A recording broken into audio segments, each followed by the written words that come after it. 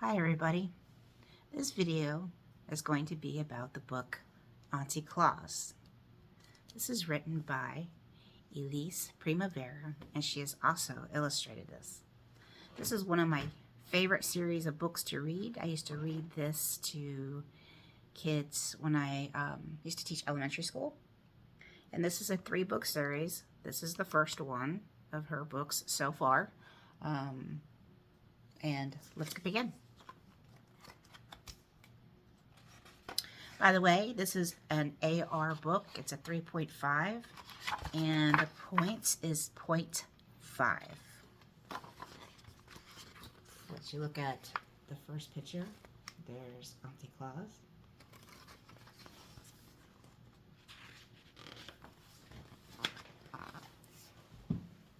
Auntie Claus. I just love the vibrant colors that she has in this book.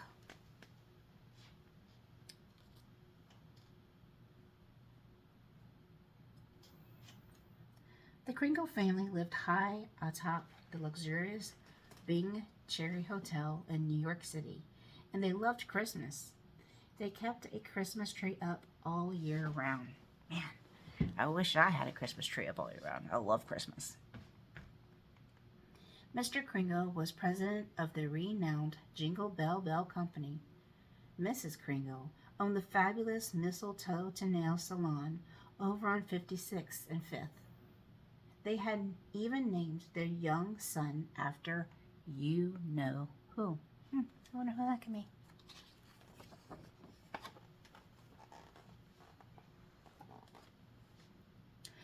Sophie and her little brother had everything, but if you asked, was it enough? No, they would say. Was it enough to have their own private soda fountain? No, they shook their head, back and forth. Or clothes or books or galore? No, no, no, they would scream. It had been suggested by their great aunt, Auntie Claus, that maybe Sophie and her little brother were given too many presents. You can never have too many presents, sniffed Sophie. That's my motto.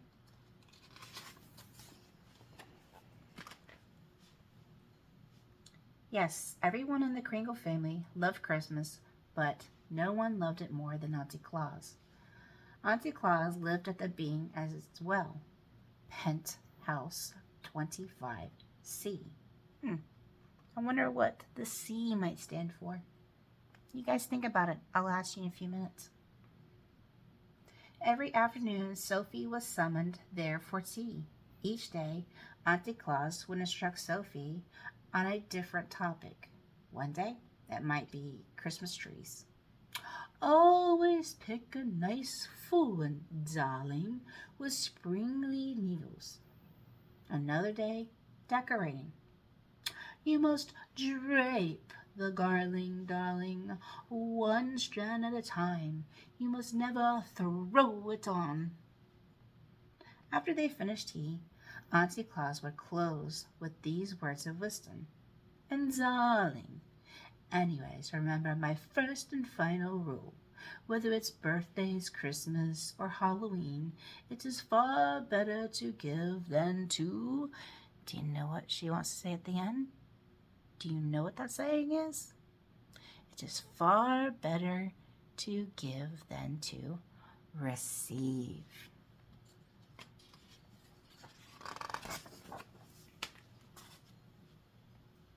Sophie wondered about her great aunt a lot. She's so mysterioso, she thought, and this was true. There were many strange going-ons up in Penthouse 25C. So, 25C. This is a Christmas book, so what do you think the C might stand for? I think it could possibly mean Claus or Christmas. Both of those start with C. Most people considered Auntie Claus just another eccentric New Yorker, but Sophie knew that there was more to her than met the eye. For instance, was what was the diamond key that always hung from the silver ribbon around her neck? Just a bit of costume jewelry, darling, her great aunt would say, then quickly changed the subject. Why did Auntie Claus leave every year after Halloween and not return until Valentine's Day? Just a business trip, darling, and she changed the subject again. Where does she go? Sophie wanted to know. Once again, it was Halloween, and Auntie Claus announced, "In 1 week, I'm off on my annual business trip." What kind of business are you in anyway? Sophie had asked. That, darling, is something for me to know and for you to find out, Auntie Claus had said with a twinkle in her eye. And that was exactly what Sophie intended to do. This year I have a plan. I'll stow away. Sophie had made up her mind.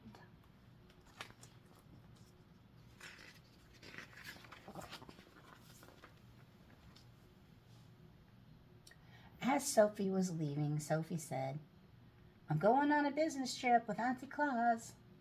Marvelous, darling. Be home in time for Christmas. There's a good girl, said her mother. Do take your mittens, said her father. I'm going too, said her little brother. Oh, no, you're not, said Sophie. Can if I want to, he said. Cannot, she said. Can too, he cried. Cannot, she yelled. Where? Sophie could hear his ear-splitting scream start to fade as she ran out the door. She's waving off bye.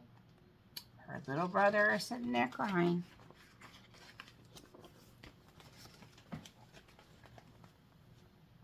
Sophie tiptoed to Auntie Claus's apartment. There were many boxes and trunks waiting to go. Choosing the largest, Sophie pushed aside the capes and furs and wiggled inside. Quietly, she made a little peephole in the cardboard so she could see everything that was going on. Auntie Claus entered the room. She removed the diamond key that hung from the ribbon around her neck. Next, she placed the key into the lock of her old elevator. The door slid open. The boxes and trunks were loaded. The door slid shut.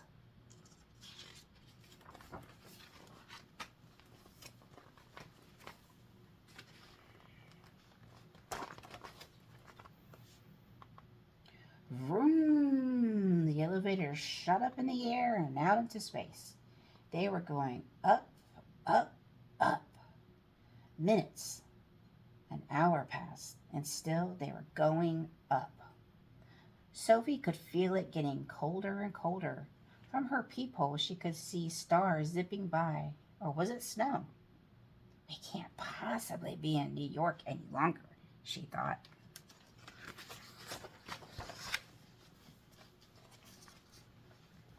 The elevator landed with a thunk, tipped over Sophie's box.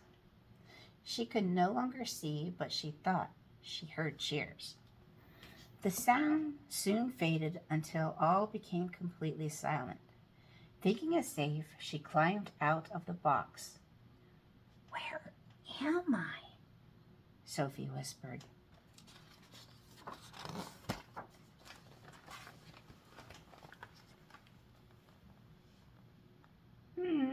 You must be the new elf, the little man said.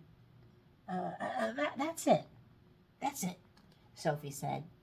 I'm the new elf. Well, who are you? I'm Mr. Pudding, he said. Oh dear, you're in violation of elf rule number 3. What do you mean? Asked Sophie indulgently. He pulled a worn green and red book from his pocket. On the cover, it read, Elf Rules and Vital Information. He pointed to the section marked Dress Code. Sophie read aloud. Always look neat, always look snappy. A well-dressed elf always feels happy. Follow me, he said, and trotted off into the darkness. Where are we going? Shouted Sophie. Hurry, hurry, Mr. Pudding called out over his shoulder. Only 48 days left.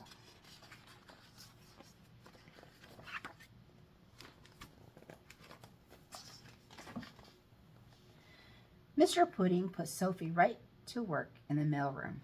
It seemed to her a good place as any to begin her search. Where was Auntie Claus, and what was she doing here?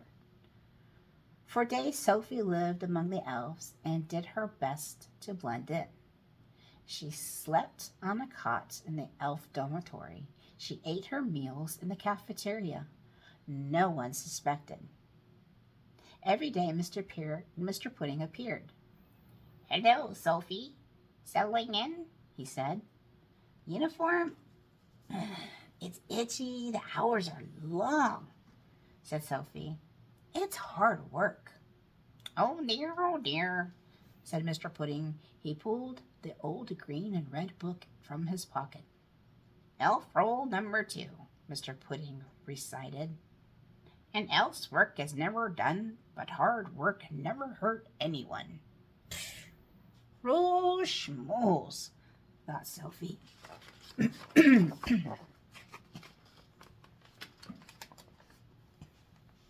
For weeks Sophie looked high and low for Auntie Claus, but it was almost Christmas Eve and she had turned up nothing. Sophie was worried. If she didn't find Auntie Claus, how would she get home? If she didn't get home, how will I get all my presents? She thought. Just then Mr. Pudding appeared. Hello, Sophie, he said. Good news. You have excelled in the mailroom and you may proceed to package wrapping. After that, we'll all pitch in on sleigh packing. I don't want to go to package wrapping, and I'm not going to sleigh packing. I want to go home. Sophie yelled. I have to get to all of my... But before she could finish, Santa's voice interrupted over the PA system. Do you know what a PA system is? A PA system is, well, if you are at a school or if you're in a store and you hear an announcement and it's coming from speakers up in the ceiling, that's what the PA system is. It was that time again. It was that time of the year again, his voice boomed. And I was hoping one of you would volunteer to go to the coal mines and pick up the BBG list. Sophie whispered to Mr. Pudding, What's the BBG list? Oh, BBG list, he shivered, is short for bad boys and girls. Any boy or girl on that list goes without presents or worse for Christmas. Sophie swallowed hard. Uh-oh, she thought. Mr. Pudding continued. Only the bravest elf would volunteer for such an awful job. Yes, brave elf, thought Sophie, or else a girl who thinks she might be on that list. She raised her hand high. I'll go, she said. Oh dear, Mr. Pudding said. As Sophie made her way towards the coal mines, she could hear the chanting of the BBG elves. Spoiled brats and crybabies, wine babies, and all ones who don't believe. Here's some coal, here's some gunk. Fill a stocking that smells like skunk. Sophie went down, down, down, where it became darker outside. Where do you think she's going?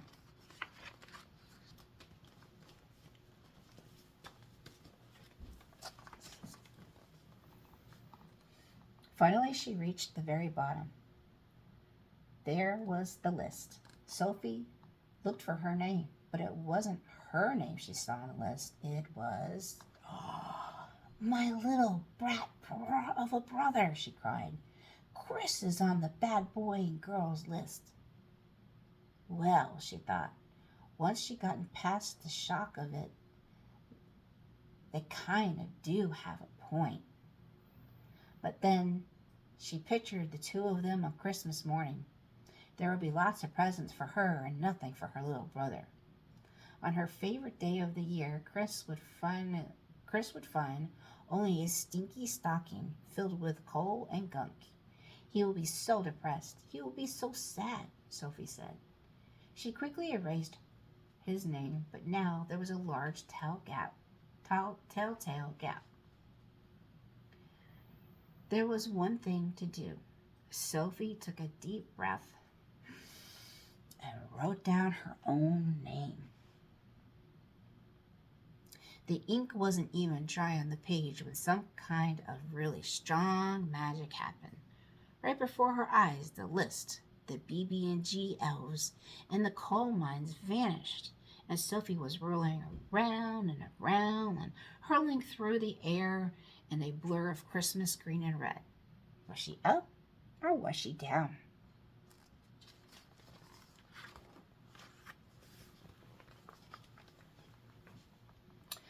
Sophie was standing on the stage in the grand ballroom. A clock struck midnight. Santa began to speak. She's always on time. She works hard than anyone I know, including me. Ho, ho, ho. In short, she does things right, and I'll be lost without her. She'll have a big round of applause for my sister. The curtain opens. Oh, Auntie Claus! Sophie shouted. Auntie Claus! Everybody cheered. Hooray for Auntie Claus! Turning to Sophie, Auntie Claus winked and said, Come along, darling. You must be home in time for Christmas.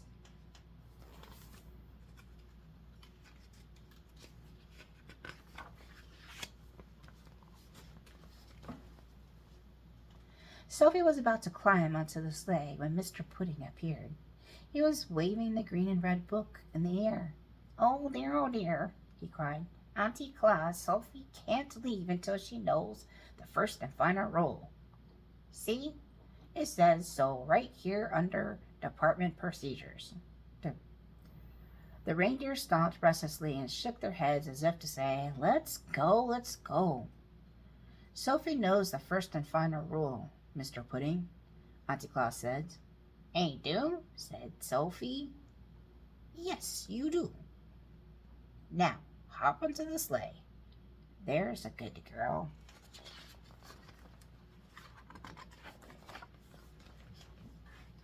Sophie jumped into the sleigh and it rose up into the sky.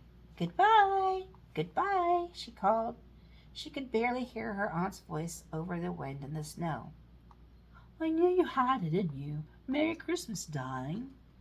The sleigh picked up speed. Ho, ho, ho! Santa laughed as the stars whizzed by. Sophie closed her eyes. Her face stung the cold.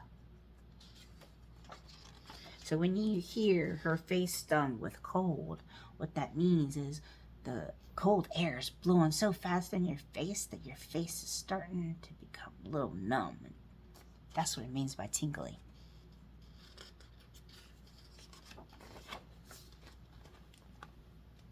When Sophie opened her eyes, she could hardly believe she was in her own bed again.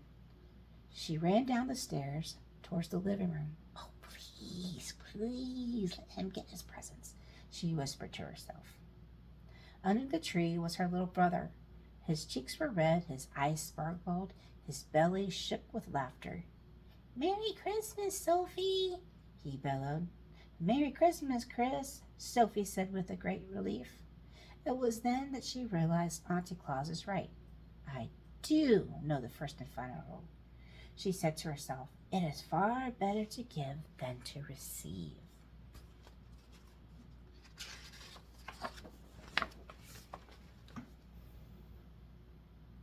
There's something here for you, her mother and father said proudly. They handed Sophie a tiny box with a card. Inside was a diamond key hanging from a red ribbon. "It's from Auntie Claus," Sophie said. "Where is Auntie Claus, anyways?" Chris piped up.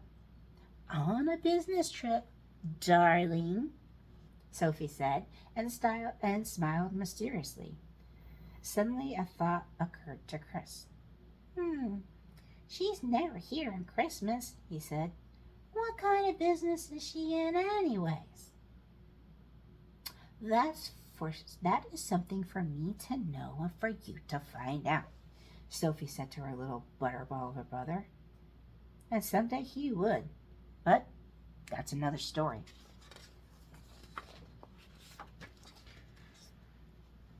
So, this is the picture of the key that was inside the box. And Auntie Claus's note said, "For my dear niece Sophie, you really are a chip off the old block. Love you, Auntie Claus. P.S. I'll be expecting you for tea on Valentine's Day, darling." Now, again, if you like this book, check it out. It is an AR book. It is a 3.5, and it has points of a 0.5 when you take the test and you make all the questions correct off of the test. So do check that out, by Elise Primavera. Don't forget to click like on this video, subscribe to my channel. Also, check the links in the description below. I have links to the business page that I have on Facebook, the business page that is for this channel. Also, products such as the key that I have. I can make the necklaces. That'll also be on like eBay. I have the eBay link. I have the Etsy link. And like I said, I also have the link to my Facebook business page. So if you like these, if you want to check out some other products that I do hand make, please check that out. You can also message me in Messenger once you check it out on Facebook, and I will respond to you as soon as possible.